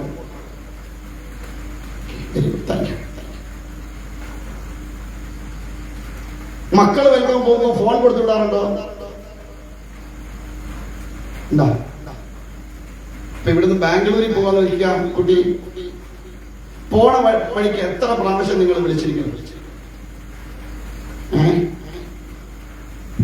എത്ര പ്രാവശ്യം വിളിക്കും? ഇവിടുന്ന് ഇറങ്ങി 1 മണിക്കൂർ കഴിയുമ്പോൾ വിളിക്കും, മക്കളെ നീ എവിടെ ആയി? വിളിക്കോ ഇല്ലയോ? അപ്പൊ പിന്നെ എവിടെ ഭഗവതി നിങ്ങൾക്ക് ഉറപ്പ്? എന്റെ കുഞ്ഞു പോണ വഴിക്ക് എന്റെ കാവിലമ്മ കാത്തോളും അവരെ ഏൽപ്പിച്ചാണ് ഞാൻ വിടുന്നത് എന്ന ബോധം എത്ര പേർക്കുണ്ടാവും ആ സമയത്ത്? ഉണ്ടോ? ആർക്കെങ്കിലും ഓർമ്മയുണ്ടോ? അവിടെ നമ്മൾ കുഴപ്പമില്ല, പക്ഷെ പറച്ചില് നമ്മളെല്ലാരും നമ്പർ 1 ആണ്. സത്യത്തിൽ നമുക്ക് നമ്മളെ തന്നെ വിശ്വാസമില്ല. അതാ സത്യം. നമുക്ക് നമ്മളെ പോലും വിശ്വാസം, കാരണം ഞാൻ അടുത്ത സെക്കൻഡിൽ എന്താകും ഒരു ഗ്യാരണ്ടി ഇല്ല.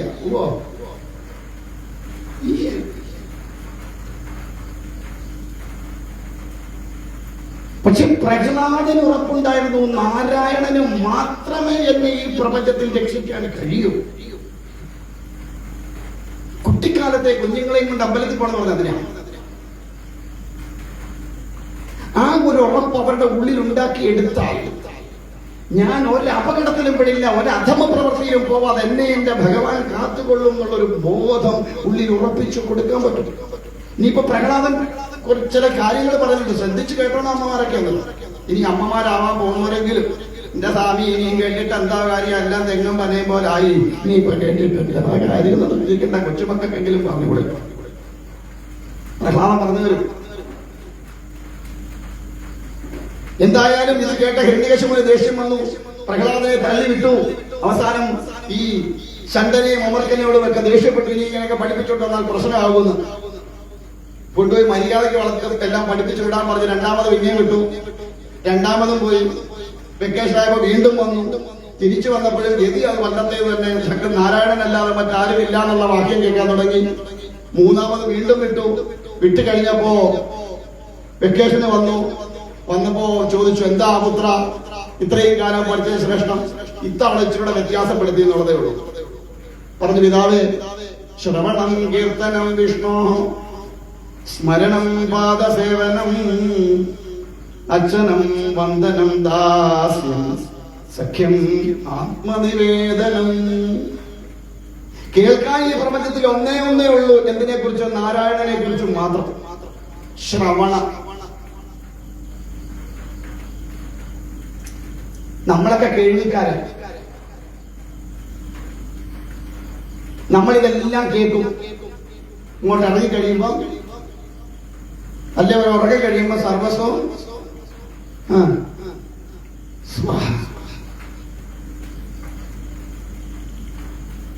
ശ്രവയ്ക്കുന്നവൻ എന്താ ഗുണം? അവൻ അതിനെ മനനം ചെയ്ത് അതിൽ നിന്ന് അസത്തുക്കളെ തിരിഞ്ഞ് സത്തിനെ സ്വീകരിക്കും.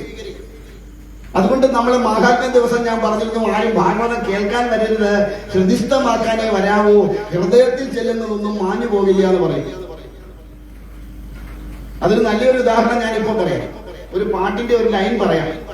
നിങ്ങൾ പറയണം ഏത് നടിയാ, ഏത് സിനിമയാ എന്നൊക്കെ പറഞ്ഞു. ഒരു മുறை വന്നു പാത്തായ ആരാ നടി? ശോഭന. ശോഭനയുടെ കഥാപാത്രത്തിന്റെ പേരെന്തുവാ? ഗംഗ. അവളെ ബാധിച്ച പ്രേതത്തിന്റെ പേരെന്തുവാ? നാഗവല്ലി. ശോഭനയുടെ ഭർത്താവായിട്ട് ആരാ വന്നേ? സുരേഷ് ഗോപി. ഡോക്ടറായിട്ട് ആരാ വന്നേ? മോഹൻലാൽ. എത്ര വർഷം പഴക്കമുള്ള സിനിമയാണ്? എത്ര വർഷം പഴക്കമുണ്ട് സിനിമയ്ക്ക്? ശോഭനയുടെ ഏതെല്ലാം പടം കണ്ടിരിക്കുന്നു നമ്മൾ ഏതെങ്കിലും ഓർത്തിരിക്കാറുണ്ടോ? ഉണ്ടോ? ഇല്ല. ഇതെന്താ നമ്മളെ ഓർമ്മയിൽ നിൽക്കുന്നത്? ആ ഒരു രംഗം അല്ലെങ്കിൽ ആ ഒരു സിനിമ നമ്മുടെ ഹൃദയത്തിലേക്ക് ആഴ്ന്ന് ഇറങ്ങി, ആ ഹൃദയത്തിൽ ഇറങ്ങി ചെല്ലുന്നതൊന്നും നമ്മളെ വിട്ടുപോയില്ല.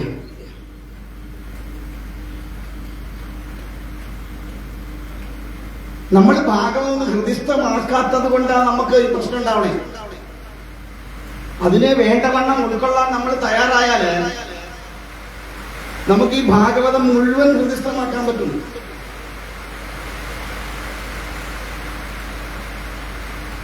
എന്തായാലും പറഞ്ഞു, ശ്രവണം ഭക്തിയുടെ 9 തലങ്ങളിൽ ആദ്യത്തെ തലമാണ് ശ്രവണം. ശ്രദ്ധയോടുകൂടി ശ്രവിക്കുക. എന്നിട്ടോ കീർത്തനം, രണ്ടാമത്തെ പടിയാണ് കീർത്തിക്കുക. ശ്രവിക്കുന്നവന് മാത്രമേ കീർത്തിക്കാൻ പറ്റൂ. ഇപ്പൊ നമ്മൾ ഇന്ന് വീടുകളിൽ നാമം ജപിക്കാറുണ്ട് എങ്കിൽ നമ്മൾ നമ്മുടെ കുട്ടിക്കാലത്ത് കേട്ട നാമങ്ങളായിരിക്കും കൂടുതൽ ജപിക്കുക, അല്ലേ? അല്ലേ? വീട്ടിൽ നിന്ന് പറയാറില്ലേ, നരനായി ബാക്കി പാട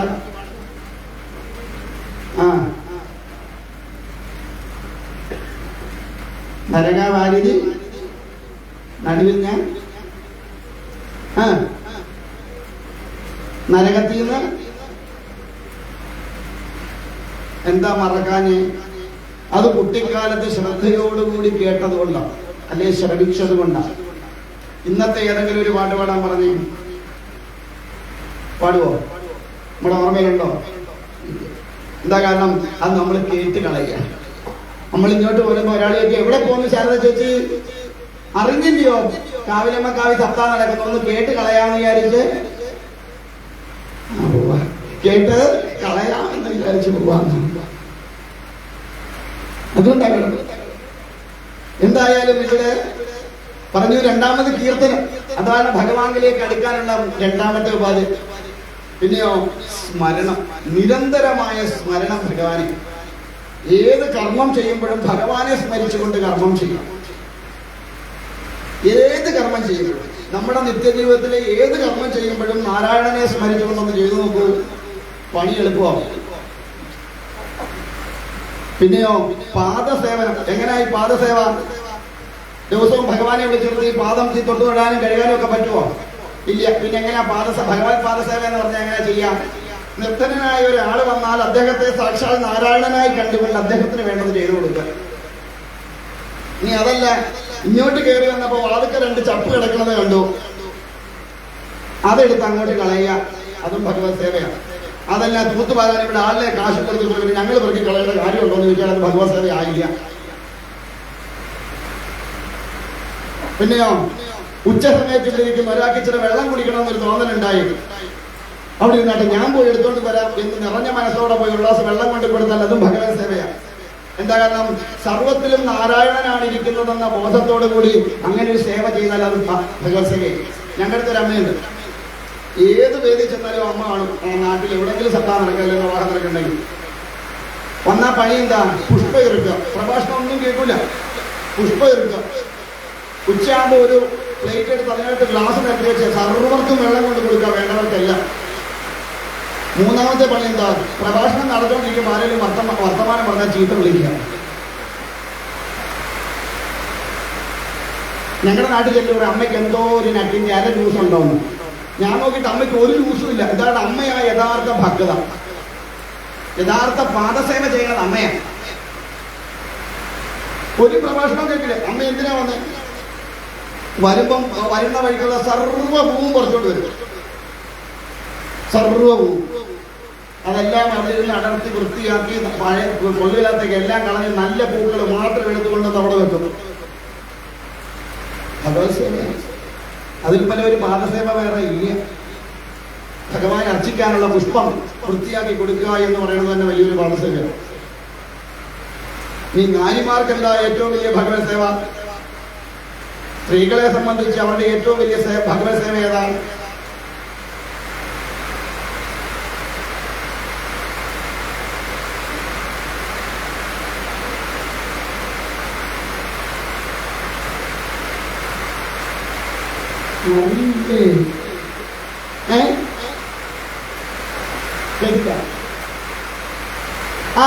ഭർതൃശുശ്രൂഷ.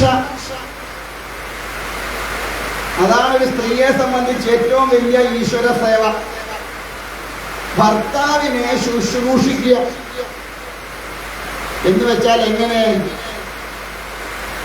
എനിക്കൊല്ല കുടിക്കാൻ വേണോ എന്നെ പറഞ്ഞു എന്ന് ചോദിച്ചിട്ട് കൊണ്ട് കൊടുക്കുന്നതല്ല.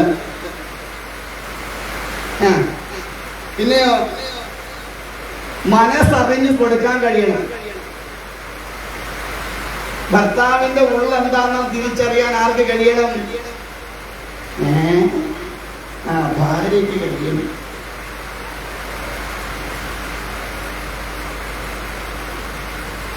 അതാണ് ഏറ്റവും വലിയ ഈശ്വര സേവ. ഒരു സ്ത്രീയെ സംബന്ധിച്ച് ഭർത്താവ് ഉണ്ടെങ്കിൽ ഭർത്താവിനെ ശുശ്രൂഷിക്കുക വേണ്ടവണ്ണം. അതാണ് ഏറ്റവും വലിയ ശുശ്രൂഷ, അല്ലെങ്കിൽ ഭഗവത് സേവ എന്ന് പറയുന്നത്.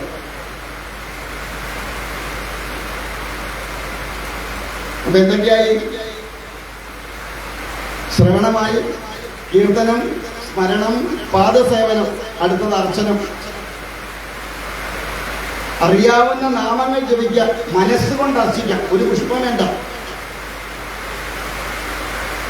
മനസ്സാകുന്ന പുഷ്പം കൊടുത്താൽ മതി.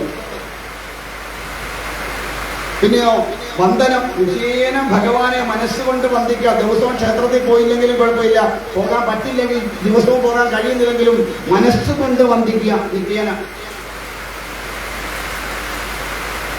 അങ്ങനെ കടന്ന് കഴിഞ്ഞ് ആത്മനിവേദനം, തന്നെ തന്നെ പരിപൂർണമായി ഭഗവത് പാതാരങ്ങളിലേക്ക് സമർപ്പിക്കുക.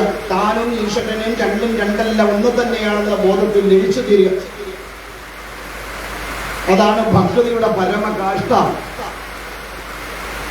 ആത്മനിവേദനം, തന്നെ തന്നെ സമർപ്പിക്കുക. ഇത് കേട്ടപ്പോ ഹിരണ്യകശിപുവിന് ഒട്ടും സഹിക്കണില്ല. ഏതെല്ലാം വിധത്തിൽ പ്രഹ്ലാദനെ ഇല്ലാതാക്കാൻ പറ്റുമോ ആ വിധത്തിലെല്ലാം നോക്കി, വിഷം കൊടുത്ത് നോക്കി, നാഗങ്ങളെ വിട്ടുകൊത്തിക്കാൻ നോക്കി, ആനയെ കൊണ്ട് കൊല്ലിക്കാൻ നോക്കി, ഭടന്മാരെ വിളിച്ചുകൊണ്ടുവന്ന് വെട്ടിക്കൊല്ലാൻ നോക്കി. അതിൽ നിന്നെല്ലാം രക്ഷപ്പെട്ടു പ്രഹ്ലാദൻ. കാരണം ഭഗവാൻ എല്ലാ ഇടത്തും വന്ന് രക്ഷിച്ചു.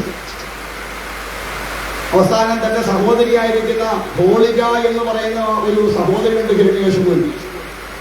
അവർക്ക് അഗ്നി ബാധിക്കാത്ത ആളെന്ന് അവരെ വിളിച്ച് പ്രഹ്ലാദനെ അവരുടെ മടിയിലിരുത്തി അഗ്നി കൊളുത്തി. അവസാനം അഗ്നിയെല്ലാം അണങ്ങിയപ്പോൾ ഒരു കൈ പൊങ്ങി വരുന്നുണ്ട്. നോക്കിയപ്പം അഗ്നി ബാധിക്കാത്ത ഹോളികയുടെ അല്ല, അഗ്നി ബാധിക്കുന്ന പ്രഹ്ലാദന്റെ കയ്യാ പൊങ്ങിയത്. ഹോളിക ആ അഗ്നിയിൽ എരിഞ്ഞടങ്ങിപ്പോയി പറഞ്ഞു കേൾക്കാറുണ്ട്. അതിന്റെ ആഘോഷമാണ് ഹോളി.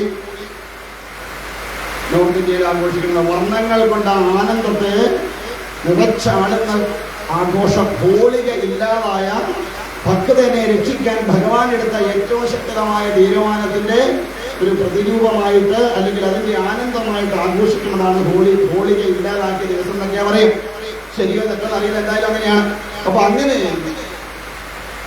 ഇനി എന്താ ഉപാധി എന്ന് ആലോചിച്ചു. ഇനി ചെയ്യാനൊന്നും ഇല്ല ഇവരെ കൊല്ലാൻ. അവസാനം ഗതികെട്ട് ഈ ഹിരണ്യകശിപുവാണെങ്കിൽ നാരായണന് മിണ്ടത്തില്ല. അവസാനം ഗതികെട്ട് ചോദിച്ചു, എവിടെയാണ് നിന്റെ ഹരി?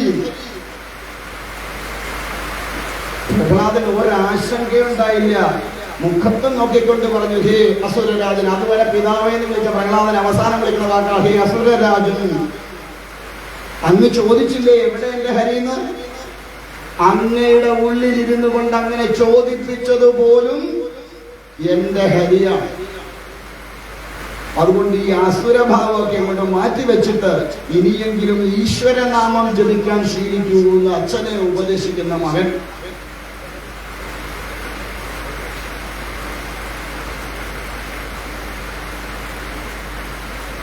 ഇത് കേട്ടതും കാലിയടങ്ങിയില്ല ഹിരണ്യകശിപു. ചോദിച്ചുണ്ടോടാ ഈ തൂണിൽ നിന്റെ ഹരി? ഒരു സംശയമില്ല, അവിടെ ഉണ്ട്. എങ്കിൽ കാണട്ടെ നിന്റെ ഹരിയെ.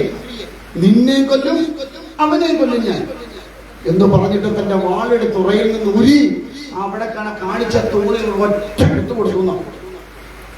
തൂണ് രണ്ടായിട്ട് അങ്ങോട്ട് പിളർന്നു. ഹിരണ്യകശിപു നോക്കുമ്പോൾ അതിശക്തമായ ഒരു പ്രകാശം അവിടെ പരക്കണത് കണ്ടു. നോക്കിയപ്പോൾ അതിന്റെ മധ്യത്തിലായിട്ട് ഒരു ഭീകരമായ ഒരു രൂപത്തെ അവിടെ ഹിരണ്യകശിപുവിനെ കാണാൻ സാധിച്ചു.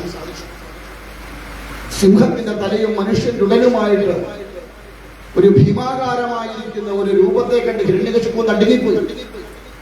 ആ രൂപത്തിൽ നിന്ന് വരുന്ന ഉച്ഛ്വാസ വായു പോലും ഭൂമിയെ നടുക്കുന്ന വിധത്തിൽ, ത്രൈലോക്യങ്ങളെയും നടുക്കുന്ന വിധത്തിലുള്ള ഉച്ഛ്വാസ വായു പോലും അങ്ങനെയായി.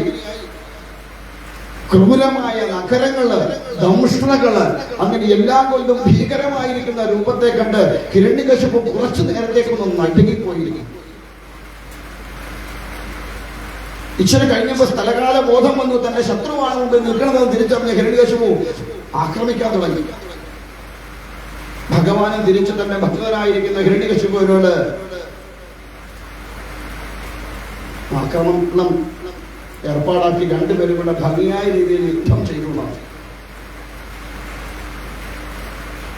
സന്ധ്യാവേളയായപ്പോ യുദ്ധമൊക്കെ ഭഗവാൻ അവസാനിപ്പിച്ചിട്ട് ഹിരണ്യകശിപുവിന്റെ ഒരു പുഷ്പം എടുക്കുന്നത് പോലെ പൊക്കിയെടുത്തു കൊണ്ടുവന്ന് അകത്തുമല്ല പുറത്തുമല്ലാത്ത വിധത്തിൽ ആ കൊട്ടാരത്തിന്റെ ഉമ്മറപ്പടിയില് ഭഗവാൻ ഇരുന്ന് ഭൂമിയിലുമല്ല ആകാശത്തുമല്ലാത്ത വിധത്തിൽ തന്റെ മടിത്തട്ടിലേക്ക് കിടത്തി ഒരായുധവുമില്ലാതെ തന്റെ നഖരങ്ങളെ കൊണ്ട് മാറു വലിച്ചു കീറി. ഭഗവാൻ ആദ്യം പരതിയത് തന്നെ കാണാൻ കൊതിച്ച തന്റെ ഭക്തന്റെ ഹൃദയം എവിടെയെന്നാണ്. അതുകൊണ്ടാണ് ഇന്ന് മധ്യാഹ്നത്തിൽ നമ്മൾ പറഞ്ഞത് പ്രേമിക്കണമെങ്കിൽ എന്തോ വേണം? ഹൃദയം വേണം. സ്വാമി അപ്പൊ ഞങ്ങൾക്ക് ഇല്ലാത്തതുകൊണ്ടാണോ പ്രേമം വരാത്തത്? ഹൃദയമുണ്ട്, പക്ഷെ അത് പ്രേമിക്കാൻ പറ്റുന്ന ഹൃദയം അല്ലാത്തതുകൊണ്ട്. മനസ്സിലായില്ലേ? അങ്ങോട്ട് നോക്കണ്ട, ഇന്നത്തെ പ്രേമമല്ല ഞാൻ പറഞ്ഞ പ്രേമം. ഇപ്പോഴത്തെ പിള്ളേർ പറയുന്ന പ്രേമമൊന്നുമല്ല ഞാൻ പറഞ്ഞ പ്രേമം. അത് പ്രേമമല്ല, സ്നേഹം.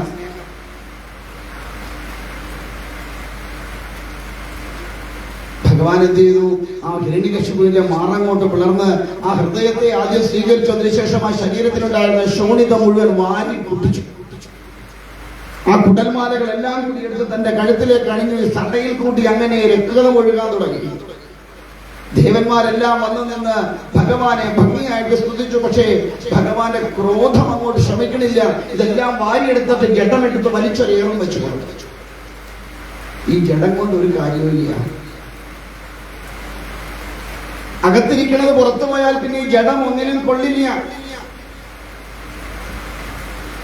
24 മണിക്കൂർ പുറത്തു വെച്ചാൽ ചീഞ്ഞു നാറുന്ന സാധനമാണ് ഇല്ലേ? അപ്പൊ പിന്നെ മൊബൈലും ഫ്രിഡ്ജും ഒക്കെ ഉള്ളതുകൊണ്ട് വേണമെങ്കിൽ 1-2 ദിവസമൊക്കെ അതിനകത്ത് ഫ്രിഡ്ജിനകത്ത് വെച്ച് വേണമെങ്കിൽ ഒന്ന് എടുക്കാം. അത് കഴിയുമ്പോൾ പുറത്തെടുത്താൽ അതിനെക്കാട്ടി കഷ്ടമാണ്. ഇത് സത്യത്തിൽ ചിന്തിച്ച ഒരു മൊബൈൽ സെറ്റ് ഇട്ടാങ്ക ഇല്ലേ? ആണോ ഇല്ലയോ? നമ്മൾ ഇങ്ങോട്ട് പോരുമ്പോ എന്തെല്ലാം പണി ഒപ്പിച്ചിട്ടാണ് നമ്മൾ ഇങ്ങോട്ട് വരുന്നത് ഇല്ലേ? ആണോ അല്ലയോ? ഈ സാധനം നാറാതിരിക്കും എത്ര എണ്ണം എടുത്ത് അവിടെ ഇവിടെയൊക്കെ പൂശുന്നു ഇല്ലേ? അടുത്തിരിക്കുന്നവർക്ക് നാറാതിരിക്കാൻ അത്രയ്ക്ക് നാറുന്ന ഒരു സാധനത്തിനെയാണ് പവിത്രമായിട്ട് നമ്മൾ വർണ്ണ പേപ്പറിൽ പൊതിഞ്ഞ് കെട്ടിക്കൊണ്ട് നടക്കണം. ആലോചിച്ച് നോക്കൂ. കണ്ണാടി നോക്കുമ്പോൾ ഒരു ചുളിവ് വീണ ഉടനെ നമ്മൾ എങ്ങോട്ട് പോകും? എവിടെ പോവാ? ബ്യൂട്ടീഷ്യന്റെ അടുത്ത് പോകൂലേ? പുട്ടിയിടാൻ പെയിന്റ് പഠിച്ചു വരും. അത് ഇളകി പോകുമ്പോ ഇന്നലെ ഒരു ചുളിവ് ഉണ്ടായിരുന്നു, ഇന്ന് പുട്ടി എടുത്ത് കഴിഞ്ഞപ്പോ 2 ചുളിവ് എക്സ്ട്രാ ഇല്ലേ? ആലോചിച്ച് നോക്കൂ. ഇതിനെ ഒന്ന് മിനുക്കി പിടിപ്പിച്ചെടുക്കാനായിട്ട് എന്തെല്ലാം പാടാ. എവിടെങ്കിലും ഒരു വെളുത്തത് കണ്ടാൽ ഉടനെ എന്തോ നോക്കും. 4 മെമ്മോ വരും നമുക്ക് യമലോകത്തോന്ന്. ആദ്യത്തെ മെമ്മോയാ ഇത്. ഈ കറുത്തൊക്കെ എന്തോ ചെയ്യാൻ തുടങ്ങും? വെളുക്കും. ഫസ്റ്റ് മെമ്മോ നമ്മൾ റിജക്ട് ചെയ്യും, ഒപ്പിട്ടെടുക്കൂല. എന്തോ ചെയ്യും? റിജക്ട് ചെയ്തിട്ട് ഇത് കലക്കിയിട്ട് മൊത്തം പൂശും. പിന്നെ ഒരാഴ്ച കുളിക്കൂല, കാരണം ഇത് കഴിഞ്ഞാൽ എന്ത് ചെയ്യും? പിന്നെ വെളുക്കും. എന്നിട്ടോ രണ്ടാമത്തെ മെമ്മോയാ ഇത്. ഉടനെ നമ്മൾ ഇത് മേടിച്ച് റിജക്ട് ചെയ്യും. മൂന്നാമത്തെ മെമ്മോയാ ഇത്. പതുക്കെ ഓരോന്നോരോന്ന് പോകാൻ തുടങ്ങും. ഒരു 8-10 പോയി കഴിയുമ്പോൾ നമ്മൾ എന്തോ ചെയ്യും? ബാക്കിയും കൂടെ എടുത്ത് കളഞ്ഞു വെച്ചാൽ ഫുൾ സെറ്റപ്പാ. അങ്ങോട്ടേ എടുത്ത് വെച്ചാൽ ഒന്ന് വെച്ചാൽ മതി, അവിടെ ഇരുന്നു അല്ലേ? പിന്നെ അവരെ പ്രത്യേകം നമുക്കറിയാം, ചോദിക്കണ്ട. ഫിറ്റിംഗ് ആണോ എന്താ? കാരണം അവര് ഭാരതം, ഭാര്യ, ഭർത്താവ്, ഭരണി എന്നൊന്നും പറയത്തില്ല. അവർ പറയുമ്പോ ഒരു കാറ്റ് പോവും. ഭാരതം, ഭരണി, ഭർത്താവെന്നേ പറയും. കാരണം കട്ടിക്ക് പറഞ്ഞാൽ തെറിച്ചു. നാലാമത്തെ മെമ്മോയാണ് ഇത്. അതും നമ്മൾ റിജക്ട് ചെയ്യും. അവസാനം അഞ്ചാമത് അറസ്റ്റ് വാറണ്ട് വരും. ഒരു നിവൃത്തിയില്ല, ആ അറസ്റ്റ് വാറണ്ട് അറ്റൻഡ് ചെയ്തേ പറ്റൂ. അന്നേരം പുള്ളി വന്ന് കൊണ്ടുപോകും. എന്തെല്ലാം റിജക്ട് ചെയ്താലും ശരി, അവസാനം അറസ്റ്റ് വാറണ്ട് തീരുന്ന പോലെയല്ല. അതുകൊണ്ട് ഈ നാറുന്ന ഈ ശരീരത്തെ നിലനിർത്താൻ വേണ്ടി നാം പെടുന്ന പാട് അപാരമാണ്. അപ്പൊ ചോദിക്കുന്നത് ഇല്ലാതെ പറ്റുമോ സ്വാമി? പറ്റില്ല. ഇത് വേണം, എങ്കിലേ നിലനിൽക്കാൻ പറ്റൂ. എങ്കിലും അതിനുവേണ്ടി കൂടുതൽ ശ്രദ്ധ കൊടുക്കേണ്ടതായ യാതൊരുവിധ കാര്യമില്ല. എത്ര സ്പ്രേ അടിച്ചിട്ട് വന്നാലും ചില കഴിയുമ്പോ ആ സ്പ്രേയുടെ നാറ്റവും നമ്മുടെ വേർപ്പിന്റെ നാറ്റവും കൂടെ ആകുമ്പോ പിന്നെ മനുഷ്യൻ ആർക്കും ആ പരിസരത്തൊന്നും വരണ്ട.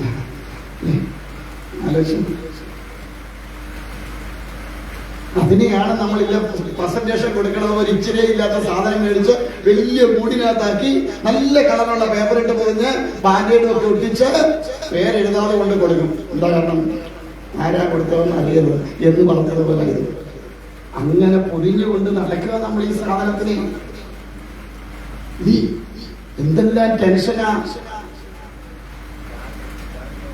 ഈ ശരീരത്തെ കുറിച്ച്, എത്ര ടെൻഷനാ നമുക്ക്.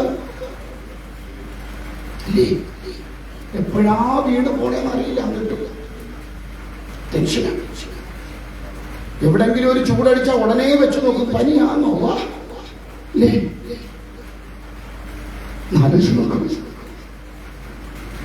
നമ്മൾ ശരിക്കും നമ്മുടെ ജീവിതത്തിൽ ഏറ്റവും കൂടുതൽ സ്നേഹിക്കുന്നത് ഈ ശരീരത്തെയാണ്. ഇല്ലേ? ആണോ അല്ലേ? ആണോ അല്ലേ? ആണോ? അതുകൊണ്ടായത് വീഴാതിരിക്കാനുള്ള ഉപാധികളെല്ലാം കണ്ടെത്തുന്നത് നമ്മൾ. അതുകൊണ്ട് പറയും, കാശിക്ക് പോകുമ്പോൾ ഏറ്റവും പ്രിയപ്പെട്ടത് ഉപേക്ഷിച്ചിട്ട് പോരണം എന്നാണ്. നമ്മുടെ വല്ല ഉപേക്ഷിക്കുവോ? ഇടുന്ന അങ്ങനെ ഹിരണ്യകശിപുവിനെ നിഗ്രഹിച്ചു. ദേവന്മാരെല്ലാം ഭഗവാനെ വാഴ്ത്തിയിട്ടും ഭഗവാനെ ക്രോധം ശമിക്കണില്ല എന്ന അവസ്ഥ വന്നു. ലക്ഷ്മി ദേവിയെ വിളിച്ച് വൈകുണ്ഠത്തിൽ നിന്ന് വരുത്തിയെന്ന ഭഗവതി വന്നത് കണ്ടതും അതേ പരുവത്തിൽ തിരിച്ചോടിയെന്ന. കാരണം എന്റെ ഭർത്താവ് ഇങ്ങനെ ഒരു രൂപം ഇതുവരെ കണ്ടിട്ടില്ല. ഭഗവതി ആ രൂപം കണ്ടത് ഭയപ്പെട്ടു പോയി. അവസാനം ഭഗവാന്റെ ക്രോധത്തെ ശമിപ്പിക്കാൻ എന്താണ് ഉപാധി എന്ന് നോക്കിയപ്പോഴാണ് യാതൊരു വിധമായ ഭാവമാറ്റവും ഇല്ലാതെ നാരായണ മന്ത്രം ജപിച്ചുകൊണ്ട് നിൽക്കുന്ന പ്രഹ്ലാദനെ കാണുന്നത്. പരമഭക്തനായിരിക്കുന്ന പ്രഹ്ലാദൻ, ഭക്തോത്തമനായിരിക്കുന്ന പ്രഹ്ലാദനോട് പറഞ്ഞു, ഹേ ഉണ്ണി, നീ ചെന്നിട്ട് ആ ഭഗവാന്റെ കോപത്തെ ഒന്ന് അടക്കണം. നിന്നെ കൊണ്ട് മാത്രമേ നീ സാധ്യമാവുള്ളൂ. അതുകൊണ്ട് ഉണ്ണി പോയി ആ ഭഗവാനെ ഒന്ന് ശാന്തനാക്കണം എന്ന് പറഞ്ഞു. ദേവന്മാരൊക്കെ വരച്ചു നിൽക്കുകയാണ്. ആ സമയത്താണ് പ്രഹ്ലാദൻ അങ്ങോട്ട് ചെന്ന് സാഷ്ടാംഗം ഭഗവാന്റെ പാതാരവിന്ദങ്ങളിൽ നമസ്കരിച്ചു. ഭക്തന്റെ കരസ്പർശം തന്റെ പാദത്തിൽ വന്നതും ഭക്തപ്രിയനായിരിക്കുന്ന ഭഗവാൻ തന്റെ കണ്ണിൽ നിന്ന് അത്രയും നേരം അഗ്നി പുറത്തേക്കൊഴിയെങ്കിൽ ആ ഭക്തന്റെ കരസ്പർശം തന്റെ പാദത്തിലുണ്ടായപ്പോ കാരുണ്യാമൃത വർഷം പൊഴിഞ്ഞു. തന്റെ കോപമെല്ലാം അടങ്ങി ശാന്തസ്വരൂപനായി ഭഗവാൻ അങ്ങനെ നിന്ന് ആ തന്റെ മുൻപിൽ സാഷ്ടാംഗം നമിച്ചു കിടക്കുന്ന ഭഗവതോത്തമനായിരിക്കുന്ന പ്രഹ്ലാദനെ എടുത്ത് തന്റെ മാറോട് ചേർത്തിട്ട് ചോദിച്ചു, ഉണ്ണി നിനക്ക് എന്താ വേണ്ടത്? പറഞ്ഞു, ഭഗവാനെ, അവിടുത്തെ തിരുരൂപം ഒന്ന് ദർശിക്കാൻ കിട്ടിയ ഭാഗ്യത്തിനപ്പുറം ഒരു വരത്തിന്റെ ആവശ്യമില്ല. അത് തന്നെ വലിയ കാര്യമാണ്, ഭഗവാന്റെ രൂപത്തെ കാണാൻ കഴിയുക എന്നത്. പറഞ്ഞു, അല്ല, വരം വാങ്ങണം. ഭഗവത് ദർശനമുണ്ടായ വരം കിട്ടുമെന്ന് ഉറപ്പാ. പ്രഹ്ലാദൻ പറഞ്ഞു, ഹേ ഭഗവാനെ, അങ്ങനെയാണ് എങ്കിൽ എന്റെ പിതാവ് അങ്ങയെ വല്ലാതെ ദുഷിച്ചിട്ടുണ്ട്. അതിനെയൊക്കെ മറന്ന് എന്റെ പിതാവിന് മോക്ഷത്തെ നൽകണം. ഭഗവാൻ പറഞ്ഞു, ഹേ പ്രഹ്ലാദ, നിന്റെ പിതാവിന് മാത്രമല്ല 21 തലമുറ മുൻപോട്ടും 21 തലമുറ പിൻപോട്ടുമുള്ള നിന്റെ സർവ്വപിതൃക്കൾക്കും ഞാനിതാ മുക്തിയെ നൽകുന്നു. തന്നെയുമല്ല, നിന്റെ വംശത്തിൽ പിറക്കുന്ന ഒരാരെയും ഞാൻ നിഗ്രഹിക്കില്ല എന്നൊരു ഉറപ്പും കൂടി കൊടുത്തു. അങ്ങനെ പ്രഹ്ലാദനെ അനുഗ്രഹിച്ച ഭഗവാൻ വീണ്ടും വൈകുണ്ഠത്തിലേക്ക് പോയി എന്നാണ് കഥ. ഇവിടെ ആരാണ് ഹിരണ്യകശിപു? നമ്മൾ ഓരോരുത്തരും ഹിരണ്യകശിപുക്കളാണ്. എപ്പോഴാണോ നമുക്ക് ഈ കാണുന്ന പ്രാപഞ്ചികമായിരിക്കുന്ന വസ്തുക്കളോട് എനിക്ക് വേണം, എനിക്ക് വേണം, എനിക്ക് വേണം എന്ന് എന്റെ ഉള്ളിൽ തോന്നുന്നത്, അല്ലെ ഞാൻ ഞാൻ ഞാൻ എന്ന അഹംബോധം എപ്പോഴാണോ നമുക്ക് തലയ്ക്ക് ബാധിക്കുന്നത്, നാം ഓരോരുത്തരും ഹിരണ്യകശിപുക്കളാണ്. ആസുരി ഭാവത്തെ ഇല്ലാതെയാക്കാൻ മനുഷ്യനും മൃഗവും അല്ലാത്ത അവസ്ഥയിൽ നരഹരി എന്ന ഭാവത്തിൽ ഭഗവാൻ അവതരിക്കേണ്ടി വരുന്നു. നമ്മുടെ ഉള്ളിലുള്ള രണ്ട് ഭാവങ്ങളാണ് ദേവഭാവവും മൃഗഭാവവും, അല്ലെ മനുഷ്യഭാവവും മൃഗഭാവവും രണ്ടും നമ്മുടെ ഉള്ളിലുണ്ട്. നമ്മുടെ മനസ്സിനെ നമുക്ക് പിടിച്ചു നിർത്താൻ സാധ്യമാവില്ല. എപ്പോഴാ ഈ മൃഗീയമായ സ്വഭാവം പുറത്തു ചാടുകയെന്ന് അറിയില്ല. നമ്മളൊക്കെ ഓസ്കാർ അവാർഡ് മേടിക്കാൻ വേണ്ടവരാ സത്യത്തിൽ, നമ്മുടെ അഭിനയം കൊണ്ട്. ഇല്ലേ, നമ്മുടെ സ്വഭാവം ഇതുവല്ലോ ആണോ? ഇവിടെ ഇരിക്കുന്ന സ്വഭാവം വല്ലോ ആണോ നമ്മുടെ യഥാർത്ഥ സ്വഭാവം? അവിടെ ഇല്ലേ, നമ്മുടെ യഥാർത്ഥ സ്വഭാവം കണ്ട ഒരു മനുഷ്യൻ നമ്മുടെ പരിസരത്തോട് വരൂല. അത്ര ഭീകരമായ സ്വഭാവം നമ്മുടേതൊക്കെ. പിന്നെ നമ്മൾ സമൂഹത്തിൽ ജീവിക്കുന്നവരായിട്ട് സമൂഹത്തിന് ഒരു മാന്യത കൊടുത്തുകൊണ്ട് നമ്മൾ നമ്മുടെ യഥാർത്ഥ സ്വഭാവത്തേക്ക് അടക്കി ഒതുക്കി വെച്ചിട്ട് നമ്മൾ ജീവിക്കുന്നത് കൊണ്ടാണ്. ആ മൃഗീയ ഭാവം നമ്മുടെ ഉള്ളിലുണ്ട്. ആ മൃഗീയ ഭാവം ഇല്ലാതെയാവണമെങ്കിൽ, ആസുരി ഭാവം ഇല്ലാതെയാവണമെങ്കിൽ സാക്ഷാൽ നാരായണന് മാത്രമേ സാധ്യമാവുള്ളൂ. ആ ഭഗവാനെ നിരന്തരമായി സ്മരിച്ചുകൊണ്ട് ഉള്ളിലേക്ക് ഭഗവാനെ ഉറപ്പിച്ചു കഴിഞ്ഞാൽ നമ്മുടെ ഉള്ളിലുള്ള ആസുരി ഭാവത്തെ, ഞാൻ എന്ന അഹംബോധത്തെ ഇല്ലാതെയാക്കും. എന്നാൽ ഈ ഞാൻ എന്ന ബോധം ഇല്ലാതെ ജീവിക്കാൻ പറ്റില്ല. ഞാൻ എന്ന സ്വരൂപം എന്റെ ഉള്ളിൽ നിൽക്കണതിനെ ഇല്ലാതെയാക്കാനും പറ്റില്ല. ഞാൻ എപ്പോഴാണ് ഗുണങ്ങളുമായി ബന്ധപ്പെട്ടുകൊണ്ട് അവിടെ തമോ ഗുണത്തിലേക്ക് കടന്നുകൊണ്ട് ഞാൻ എന്ന അഹംബോധം ഉണ്ടാകുന്നത്, അഹങ്കാരം ഉണ്ടാകുന്നത്, അതിനെയാണ് ഇല്ലാതെയാക്കേണ്ടത്. അതാണ് ആസുരി ഭാവം. എല്ലാത്തിലും ഞാൻ ഞാൻ എന്ന് നെഞ്ചിൽ കൈവച്ച് പറയുമ്പോൾ ഓർത്തോണം, ഞാൻ അസുരനാണ്.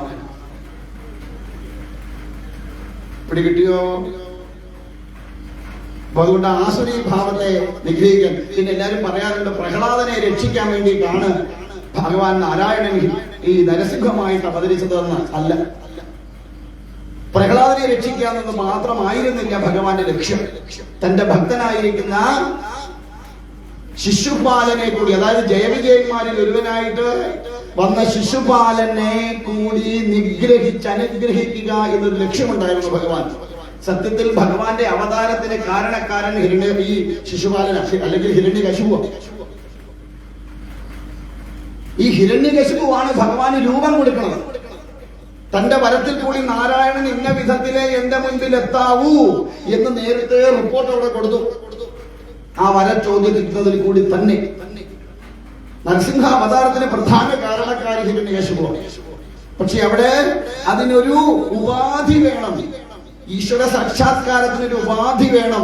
അതിന് പ്രഹ്ലാദനെ മീഡിയേറ്റർ, കാരണം ഭക്തോത്തമനാണ് പ്രഹ്ലാദൻ. അതുകൊണ്ട് പ്രഹ്ലാദനെ അവിടെ ഒരു മീഡിയേറ്ററാക്കി വെച്ച് അവിടെ ഹിരണ്യകശിപുവിനെ അനുഗ്രഹിക്കുക എന്ന പരമപ്രധാനമായ ഒരു ലക്ഷ്യം ഭഗവാൻ ഉണ്ടായിരുന്നു.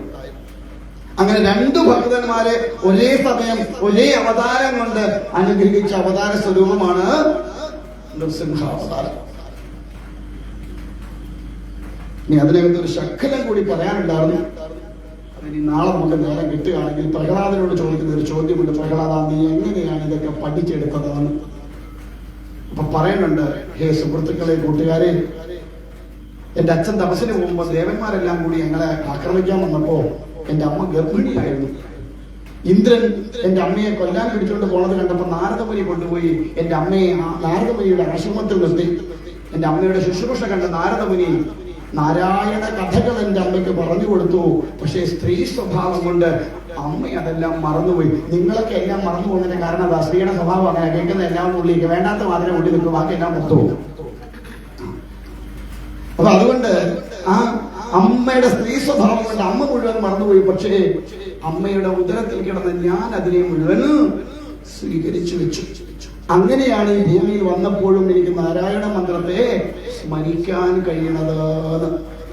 ഇതിനെ ഇച്ചിരൊന്നും നമ്മുടെ ജീവിതവുമായിട്ട്, നമ്മുടെ സന്തതികളുമായിട്ടൊക്കെ കണക്ട് ചെയ്തുകൊണ്ട് ഇച്ചിരി ചിന്തിക്കാനുള്ള ഒരു വിഷയമുണ്ട്. അത് നമുക്ക് നാളെ നേരം കിട്ടുന്നതാണെങ്കിൽ അന്നേരം അതിനനുസൃതമായിട്ട് നമുക്ക് നോക്കാം. നീ പറയാൻ ഇവരെന്നെ കണ്ണുരുട്ടി കാണിക്കും. 8 മണിക്ക് വരാൻ പറഞ്ഞ 8:15 ഞാൻ വിട്ടുകൊടുത്തില്ല. പിന്നെ അവരെന്നെ അങ്ങോട്ട് കേട്ടില്ല. അപ്പൊ അതുകൊണ്ട് നമുക്ക് ഇനി നാമജപം കൂടെ കേട്ടിട്ട് മംഗളാരതിയോട് ഇന്നത്തെ സമർപ്പിക്കാം. ഓം നമോ ഭഗവതേ വാസുദേവായ.